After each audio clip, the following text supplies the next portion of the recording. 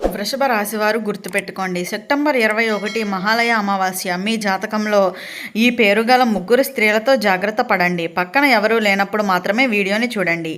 అసలు వృషభ రాశివారు ఏం గుర్తుపెట్టుకోవాలి? ఈ మహాలయ అమావాస్య రోజున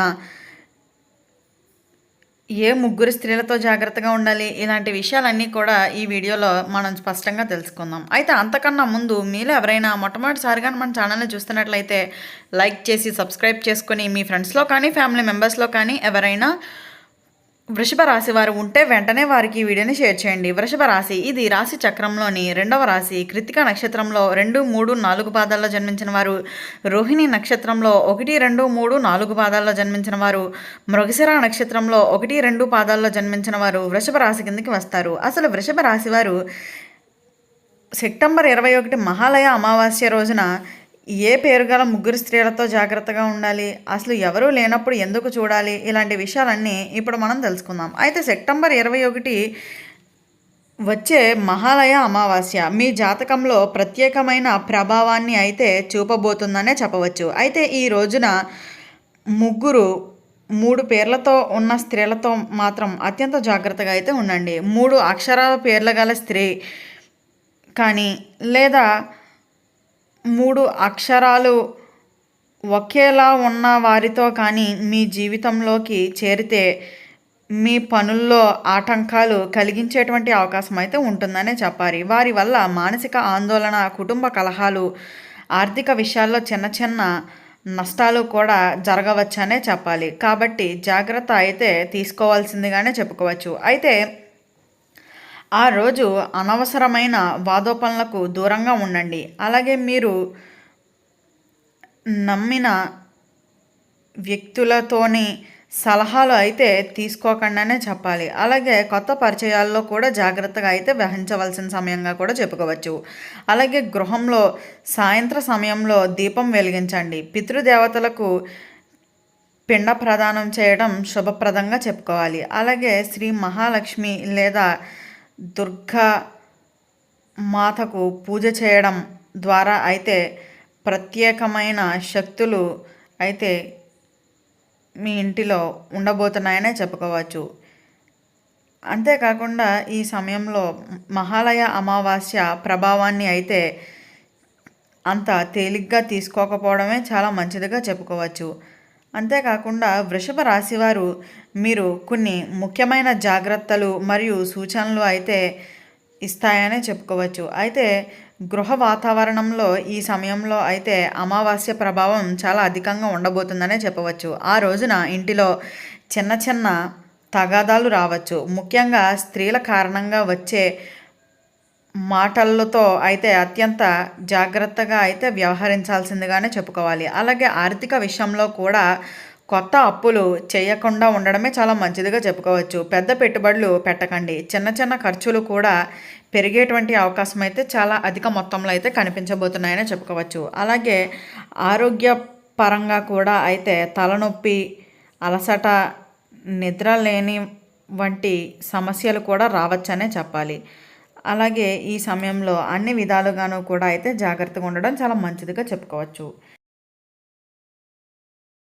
చేయవలసిన శుభకార్యములు: పితృదేవతలు పూజలు, పిండ ప్రదానం లేదా తులసి మొక్క వద్ద దీపం వెలిగించడం, దేవి ఆరాధన, దుర్గాదేవికి నిమ్మకాయలు లేదా ఎర్రని గులాబీ పువ్వులు సమర్పించడం అయితే చాలా మంచిదిగా చెప్పుకోవచ్చు. దానం: ఒక స్త్రీకి వస్త్రదానం చేయడం లేదా ఆవుకు ఆహారం తినిపించడం అయితే శుభప్రదంగానే సూచిస్తుందనే చెప్పవచ్చు. అలాగే అదృష్ట సూచనలు: ఆ రోజున ఓం నమఃశివాయ లేదా శ్రీ సుఖలక్ష్మియై నమః అనే మంత్రాలను 21 సార్లు జపించడం అయితే మీకు చాలా అద్భుతంగా అయితే ముందుకు వెళ్తుందనే చెప్పుకోవచ్చు. అలాగే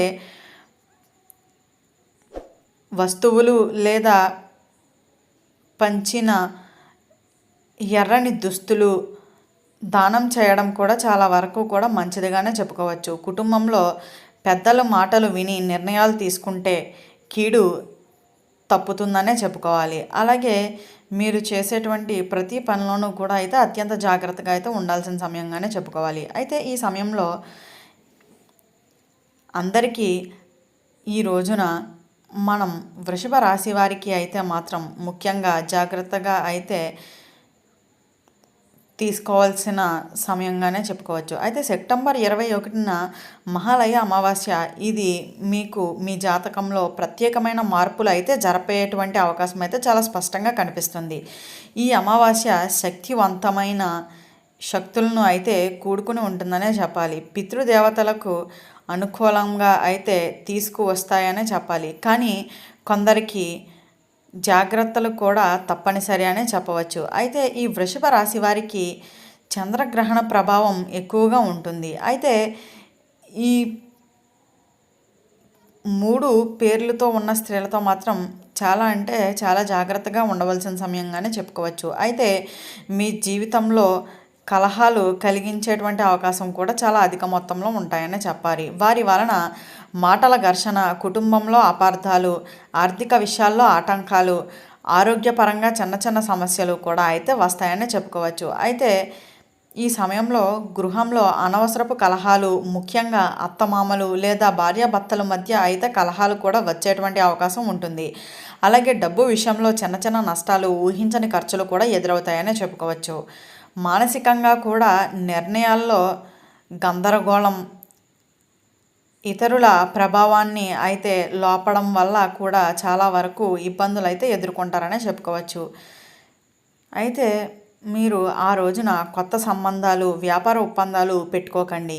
అలాగే ఇంటిలో దీపం వెలిగించి పితృదేవతలకు పిండ ప్రదానం చేయడం కూడా చాలా వరకు కూడా మీకు మంచి లాభాలను అందిస్తుందనే చెప్పుకోవచ్చు. అన్ని విధాలుగాను కూడా ఈ సమయంలో పసుపు లేదా పచ్చని రంగు దుస్తులు అయితే ధరించడం మీకు శుభప్రదమైన ఫలితాలకు అయితే అందిస్తుందనే చెప్పుకోవచ్చు.